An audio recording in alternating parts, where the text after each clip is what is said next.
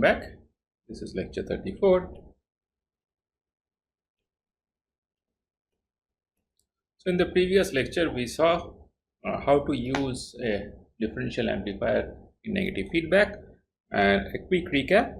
What we saw that if we have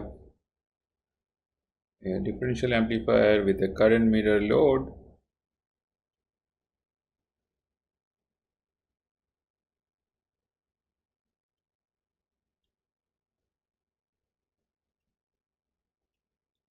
so this is, let's say, VCM, and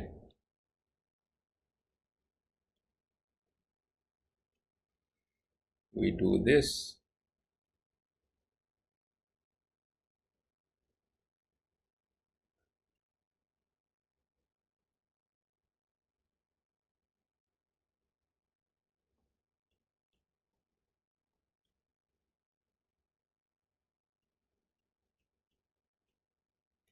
Incrementally, this circuit is equivalent to, in the incremental picture, this is equivalent to some GM. What is that GM? The GM is equal to GM of M1.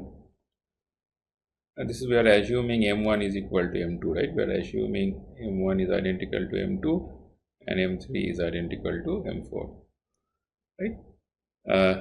And we are further saying that in the incremental picture, this is what that is happening.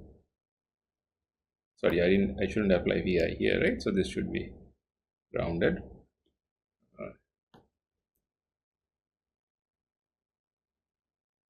And in the incremental picture, this is what that is happening.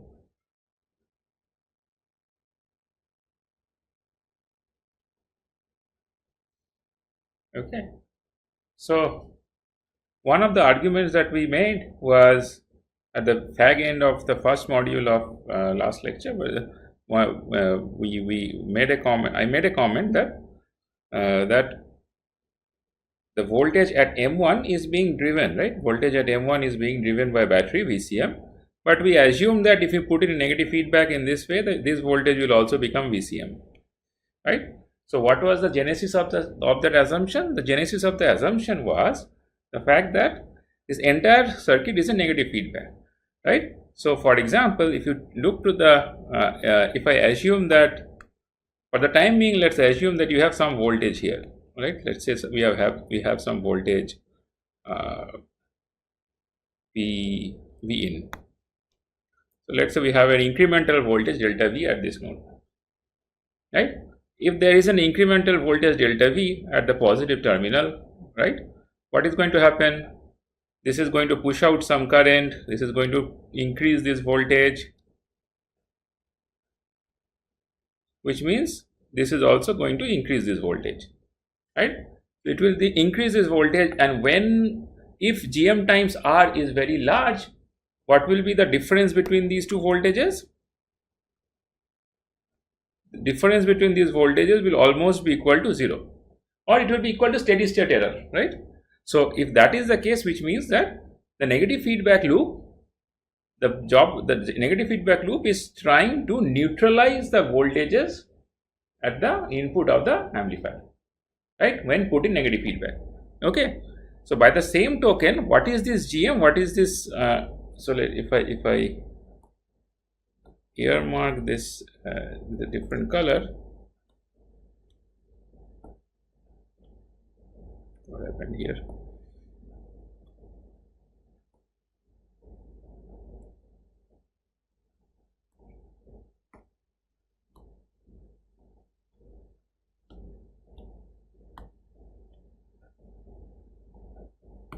Right. So what is this GM? This GM is nothing but the circuitry that has been made using the transistors in the figure in the left, right? So if incrementally it is the GM is trying to, the transconductor is trying to pull the two voltages between its input nodes close by, the same will try to happen in the transistor equivalent of it, right? So if the other way of arguing is that, let's say this voltage is not exactly equal to VCM, it's slightly less than VCM, right? So this voltage is less than VCM. This voltage is less than VCM. So then what is going to happen? What do you think will be the current through M1 and through M2? So current, so if this is I0, if that voltage is less than VCM, the current through M1 will be higher than I0 by 2 and current through M2 will be lower than I0 by 2, correct? So this current will be higher and this current will be lower, but the higher current will get mirrored through M3 and M4, and it will try to increase the voltage V0, thereby try to increase the voltage VCM.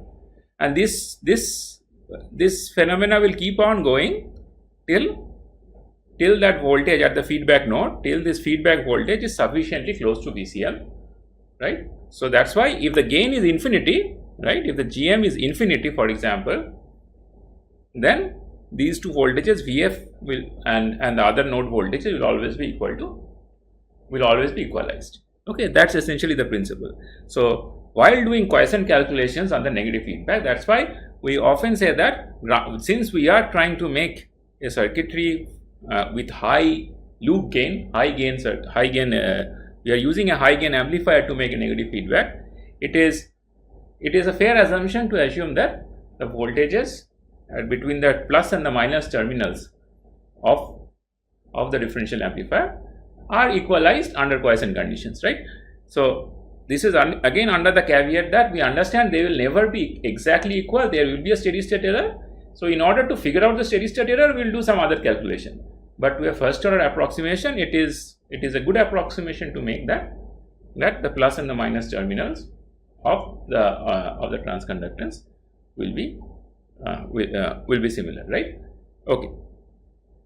So now while we were at the fag end of the lecture, we also saw that what happens if we put or rather if I show it here, what happens if I put a resistance RL here?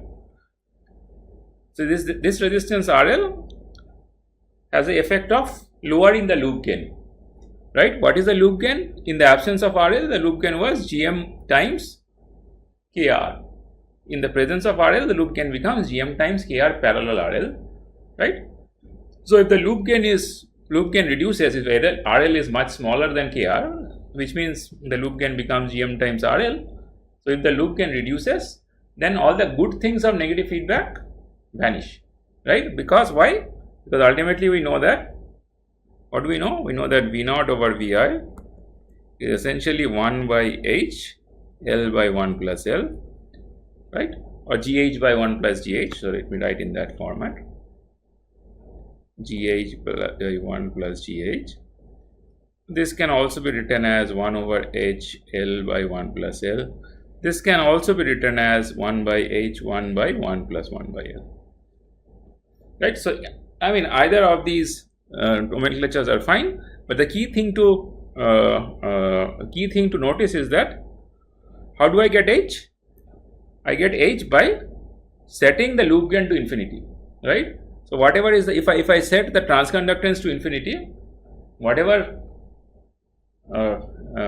gain, whatever closed loop gain V0 over Vi I will get is essentially H, right?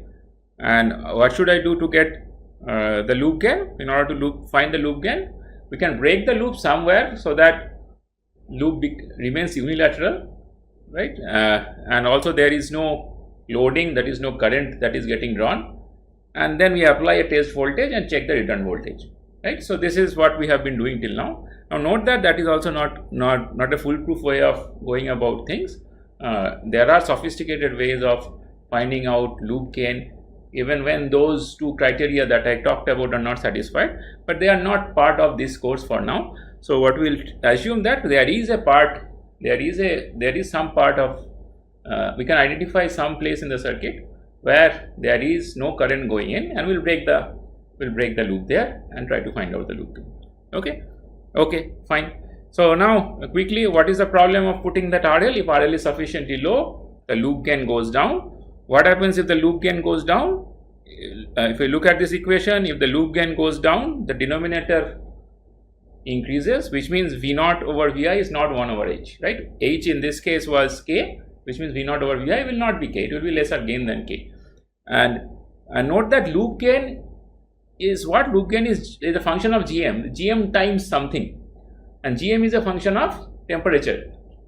GM is a function of process voltage temperature, right? So which means that in order to make V0 over Vi, this gain, closed loop gain, independent of process voltage temperature, we need to at least ensure that the loop gain is very high. If L is very high, then V0 over Vi becomes insensitive to temperature variation, right? However, if V0 over Vi is not very high, then again we have all the bad things, right? Your gain will depend on temperature, where you are, what time of the day, and so on, right? So that is we don't want. So the key thing is we are striving to get larger and larger loop gain. Okay, so whatever modifications in the circuit that we'll do, if that impacts our loop gain, then we'll have to take a call and we'll have to figure out what we need to do to restore the loop gain back, right? Why am I saying all these things? I'm saying this because if, let's say, if GM times RL is not large enough, right? Let's say you're in the absence of RL, you are getting a loop gain of 100. You put in RL such a small amount, such a small value, the loop gain drops from 100 to 10, right? So what will impact? What will affect? Obviously, your closed loop transfer function will get affected. Your steady state error will get affected, right? Your final error will get affected, and so on, right? So essentially, the input will not track the output, or the output will not track the input accurately. So to summarize, what we are essentially saying is that what happens if we have to drive,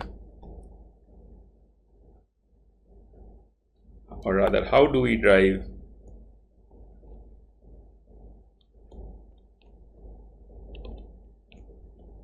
a large load? Again, large load means small RL or large capacitance. Okay, so since we have not dealt with this capacitance driving too much, so let's say until now let's assume that we are talking about small RL for the time being. Okay, so how can we do that? So let's go back to our topology. So let's say we have this.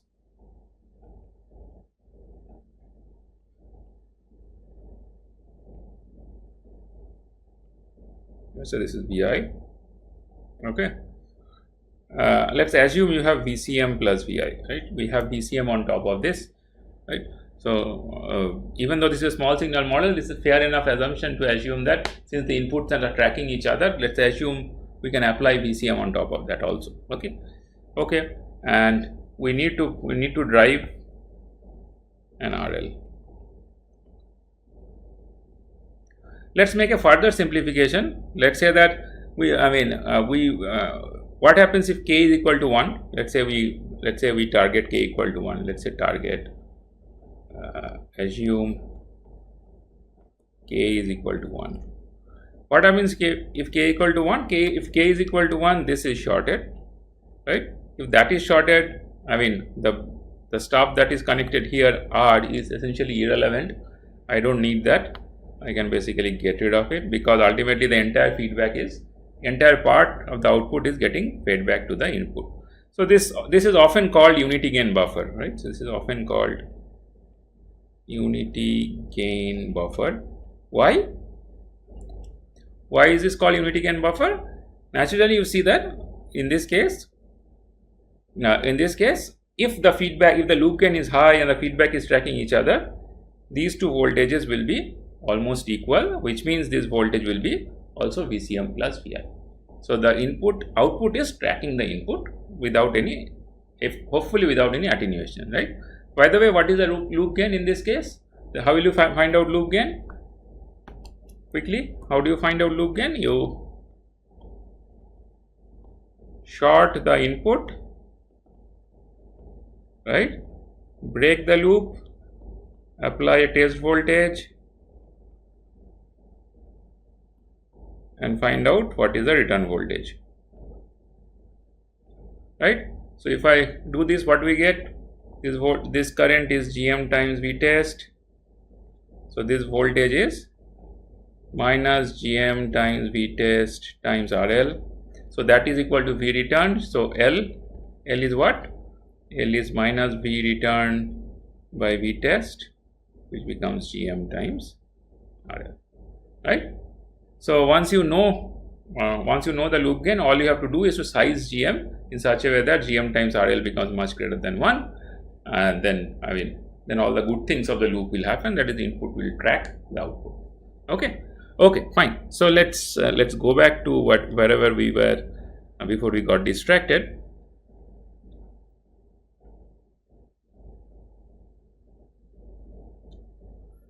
Okay, so let's say we are targeting a unique decay buffer, and let's assume that GM.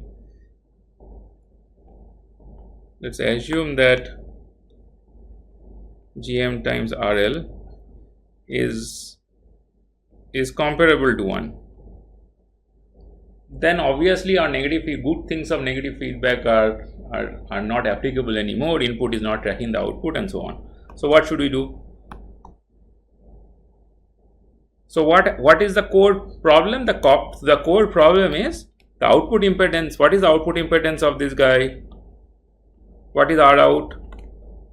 How will you find out R out? Again, short the input, apply test voltage at the output, and find out the test current. We have done this multiple times. The R out in this case is 1 over GM, right? GM RL approximately equal to 1 means what?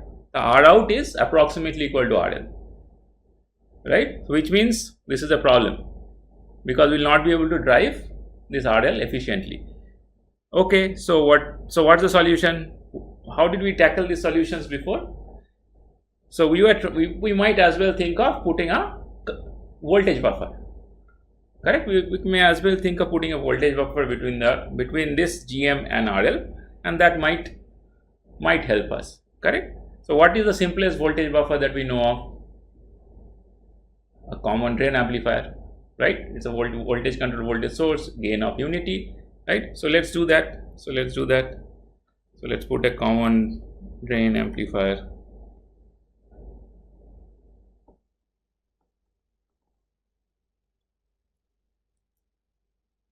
So let's put a common drain amplifier here, and okay, so even before I connect, do this, and let's say I have to drive the RL, and we know how to drive RL now, right? We can drive RL through a capacitor of value C infinity and all. So those things are taken care. So now, can you tell me where should I connect this V0? Should I connect V0 to the positive terminal of the GM, or should I connect V0 to the negative terminal of the GM? So let's say we connect V0 to the positive terminal of the GM to start off, right? So then how do we go about ascertaining whether our negative feedback loop is indeed in the right direction or not? What should we do? We can assume that there is a hypothetical excitation somewhere in the loop. Let's say there is an excitation here, the voltage increases. What is going to happen to the voltage at the output of the GM? This guy will increase. If that guy increases, what's happening to V0? It's a buffer without an inversion, so this voltage also increases, which means there is a positive feedback, which means this is not correct.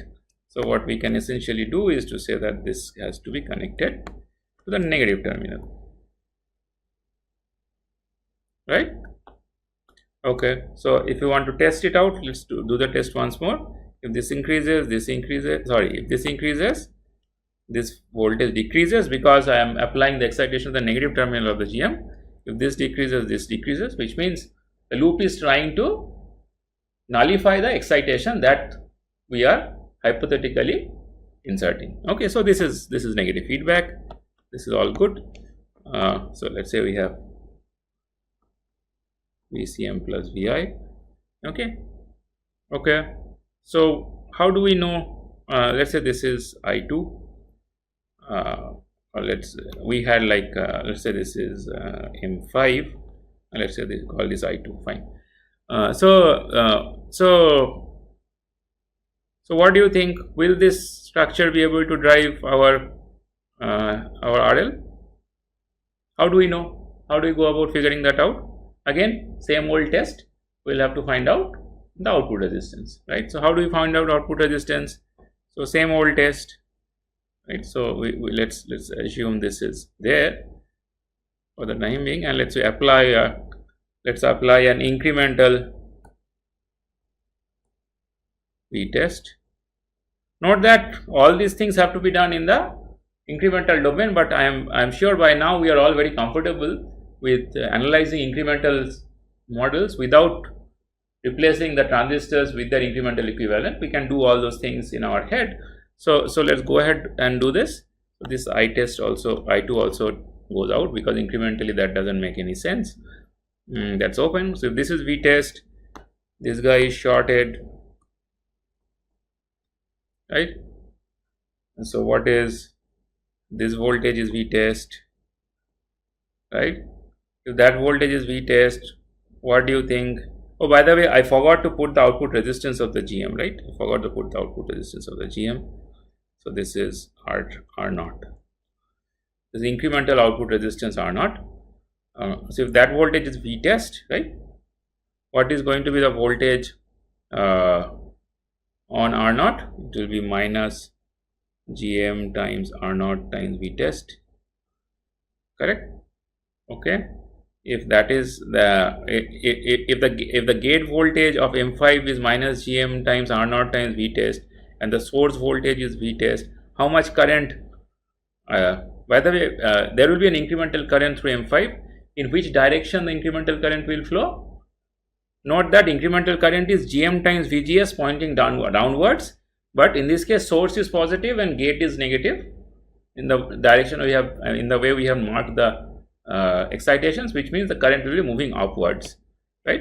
So upwards of value GM5 times VSG in this case, which is V test times 1 plus GM times R0.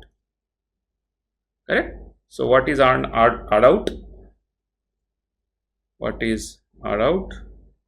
R out becomes 1 by GM5 1 plus GM times R0. Right?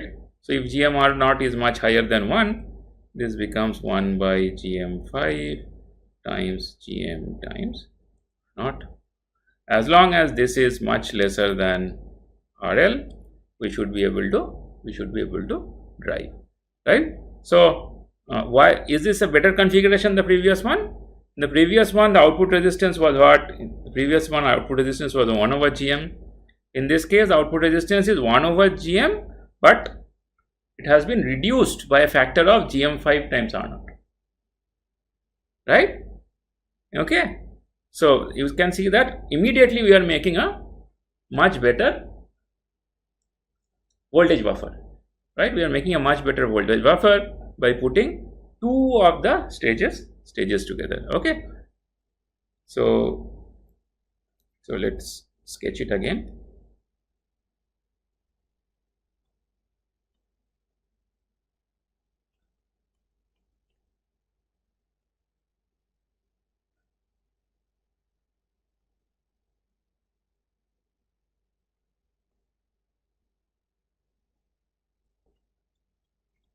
So if we ensure high loop gain, right? By the way, what is the loop gain? What is the loop gain of this structure? What is L? How do we figure out what is L? We do the same thing. We short this, open this, apply V test, right? So we have some R0 here. This is GM, and find out what is the return voltage, right? So this is V return. What will be V return? So let's do this. So this becomes minus GM times R0 times V test, right? So what is this voltage? If C is large enough, this becomes GM5 by 1 plus GM5 RL. So which means this voltage becomes V return becomes whatever was the gate voltage, that is minus Gm times R0 times V test times Gm5 by 1 plus Gm5 RL, right, which means loop gain L is minus V return by V test, which is Gm R0 times Gm5 by 1 plus Gm5 RL.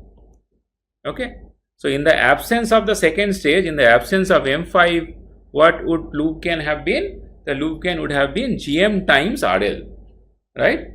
So now in this case, I am kind of isolating the Gm times R0 terms. I am not allowing RL to load the gain of the first stage, because as long, okay, I think I made a mistake here. It will be Gm5 RL times, right?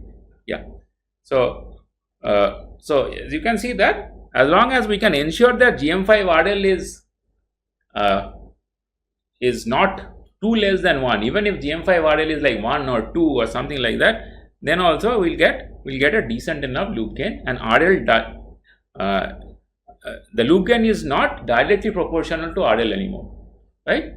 So since the loop gain is not directly proportional to RL anymore, which means the dependency of the loop gain on the final load that is driving reduces, which means this becomes a better amplifier, better driver. Okay, fine. So this is all good. So let's put the transistor level block diagrams together.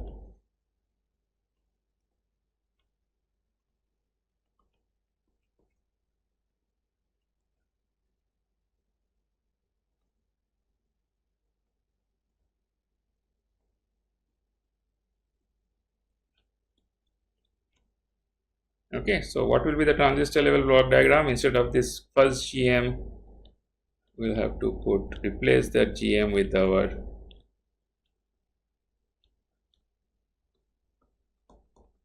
transistor level equivalent.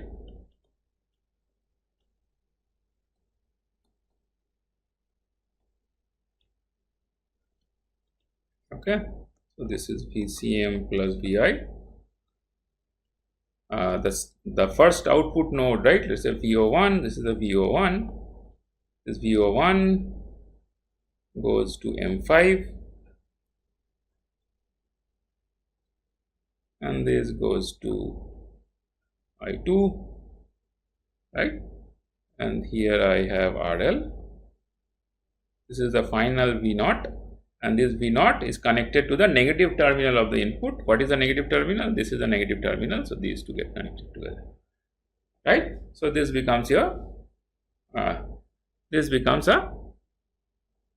voltage buffer which can drive enhanced loads, right? Because ultimately it can drive a much smaller value of RL than the single stage configuration could have. Now the question to you is, we could have as well, I mean, what is so holy about choosing an M5 for driving the output load? A common drain amplifier can as well be made using a PMOS transistor, right? What I am essentially saying is this: I could have as well said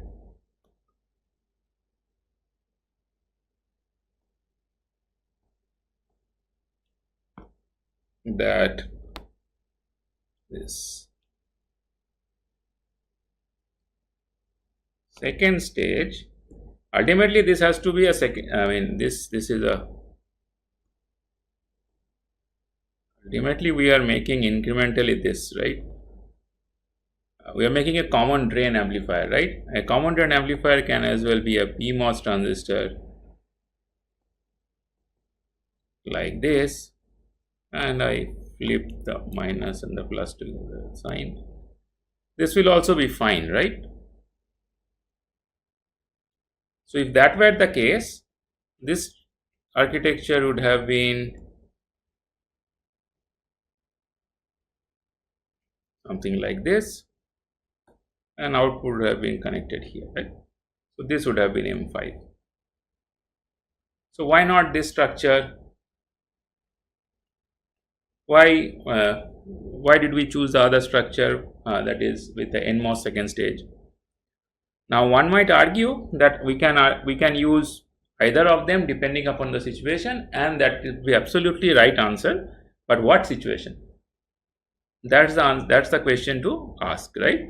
Now, in the incremental sense, you can use either. You can use either the NMOS second stage or the PMOS second stage, right? Or the NMOS M5 or PMOS M5, right? So, but the issue is the following. Issue is that of quiescent voltage, right? So, what do you think is the range of voltage of V1 for which the first stage will work properly, right? So, what do you think? So, V1 is, how far can V1 go?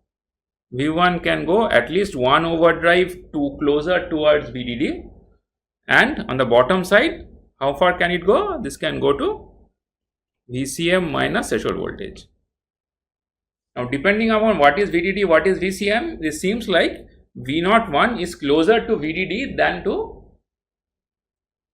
ground, right? So, if I say this is the whole range, and this is, let's say, V mid, then V01 is likely to be here. V01 is likely to be situated in the top half, right, quiescent wise. If that is the case, and we want to use V01 to drive M5, and I choose M5 to be a PMOS transistor, what do you think is the required quiescent voltage for M5 to work properly? So, if using the configurations that we have, if the circuit operates properly, the output will be VCM, right, under quiescent. If output is VCM under quiescent, what do you think the gate voltage of M5 will be? This will be VCM minus VSG of M5, right? If this becomes VCM minus VSG of M5, so what do you think will be the value be? So let's say VDD is equal to, let's take some example, let's say VDD equal to 3 volt, V overdrive, let's say, is, I don't know, maybe 100 millivolt or 200 millivolt. Let's say I know in the course we have been taking V overdrive as 1 volt throughout, but that is more or less for the ease of our calculation. But in reality, given that our VDD supply voltages are not like 10 volt, 5 volt and so on, typically it's 3 volts or less with the modern technology. So the overdrive voltages are also chosen appropriately. The overdrive voltages are generally of the order of 100 200 millivolts, right? So let's assume V overdrive is 200 millivolts, right? So V01 max becomes 2.8 volt, and let's say VCM is 1.5 volt, somewhere in the middle, and let's say threshold voltage is 500 millivolt, right? Then what is VCM minus 1 threshold voltage? That is 1 volt, right? And if you want VSG of if you want a overdrive of 200 millivolt, what is VGS or VSG? That becomes 700 millivolt, which means this voltage becomes, right, 1.5 volt minus 700 millivolt, that is minus 0.7, which is 0.8 volt, right? So as you can see, the requirement for M5 to be biased properly requires the gate of M5 to be at 0.8 volt, but the minimum VO1 min is 1 volt, which means the first stage and the quiescent condition of the first stage and the required quiescent condition of the second stage are not mapped properly, right? They are not shaking hands properly, right? So that whatever is the second stage, whatever quiescent condition that is the second stage wants, the first stage is not able to give it. But what about this case? So let's do the same thing. Let's say VDD is 3 volt, and let's say VCM is, I don't know, maybe same 1.5 volt. Okay. So what do you expect the gate voltage of M5 to be in this case, you expect this to be 1.5 plus VGS of M5, right? So VGS of M5 is again, let's say 0.7 volts, so this becomes 2.2 volt, right? So that is well within the range of the first stage quiescent output voltages. So it is because of this reason often an NMOS second stage is preferred if the first stage is also has an NMOS input pair, right? If the first stage were a PMOS input pair, right? If we had a PMOS differential amplifier, then the second stage also we would have preferred it to be a PMOS second stage. Okay.